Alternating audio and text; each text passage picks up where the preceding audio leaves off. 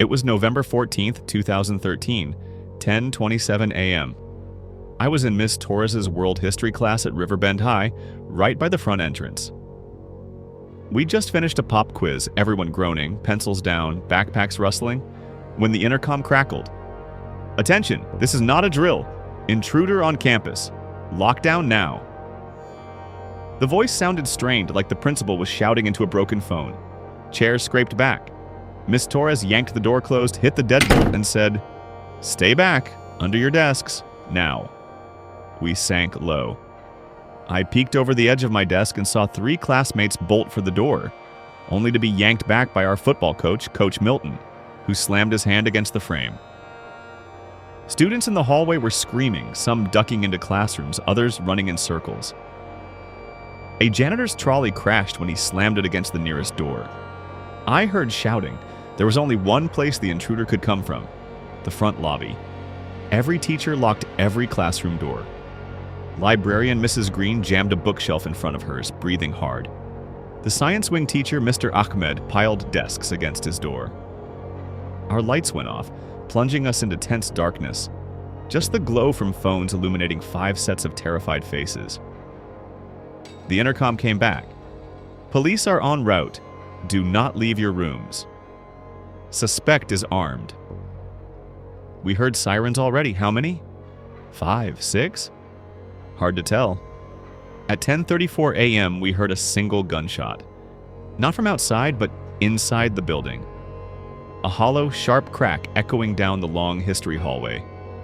I felt my chest tighten. Then footsteps. Heavy, deliberate. Training boots. Someone was moving toward room 112, where my friend Jade had math class. In an instant, every door hit its bolts like a drum roll. Miss Torres whispered, "He's checking doors. Don't breathe." Time froze. My watch read 10:36 a.m. 15 minutes in, our phones were almost dead. Signal gone. We'd run out of battery texting updates to parents. Miss Torres, voice trembling but fierce, said, "We have to help. Coach Milton's class is next door. He's injured." She slipped a pair of scissors from her desk drawer. With a furious tug, she cut away a small vent grate near the ceiling. Jade climbed up, used the scissors to reach the hallway duct, and slid it open. A cold duct crossed over to the next classroom door, Coach Milton's room, where we'd heard cries. Jade whispered back, "They're safe, but he's out there, coming this way."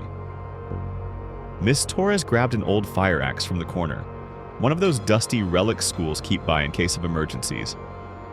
She wedged it into the vent hole. "We'll buy them time." A shadow passed under our door. The intruder stepped back, swore I heard a low curse, then kicked. The door held. He tried again and again. His boots thudded like drums of doom. At 10:52 a.m., another shot rang out. This time, it hit metal. 387 decibels. The intruder cursed and retreated down the hall. Our classroom door shook as he slammed it, then shifted. But the vent wedge and desks held firm. At 11:01 a.m., we heard shouting in the hallway, radio voices cracking. "Move out! Police! Drop your weapon!" Then a hail of orders. We could hear doors banging as SWAT teams forced their way in down the corridor.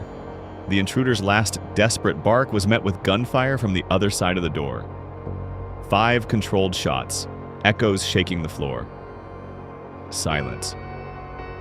A moment later, we heard keys. The door unlocked. Miss Torres threw it open to find 2 officers standing there, guns drawn, moving in tandem. "Room clear!" one shouted. They guided us out into the hallway. It was covered in spent shell casings, debris, knocked over lockers. Coach Milton staggered out of the next room, bloodied but alive. Jade dropped from the vent shaft, pale as a sheet. Outside, we lined up on the lawn. Parents screaming, media rolling cameras. One uniformed officer led out a handcuffed man, mid-30s, in a hoodie with the school logo. He looked defeated, mouth twisted in anger and fear. They said he'd worked maintenance here years ago, dismissed after a mental health evaluation. He'd stolen an old guard uniform and weapons from the shop, then crept back in under cover of darkness. He'd planned to hit first period, when most kids were in classrooms. But a misstep in the library threw off his timing. That delay saved lives. No one died. One coach wounded. One intruder in custody. I'm grateful every day Jade and Ms. Torres fought back. We weren't just victims, we were survivors. We locked him out when it mattered most. I was 17. Senior year at Hawthorne Ridge Boarding School, a fancy, old, all-girls prep school tucked into the edge of the Olympic National Forest in Washington. Real Gothic vibes. Ivy crawling up every stone wall, classrooms that echoed, a library that looked like it belonged in a horror movie. We didn't have neighbors. Closest gas station was 19 minutes away. The kind of isolation that felt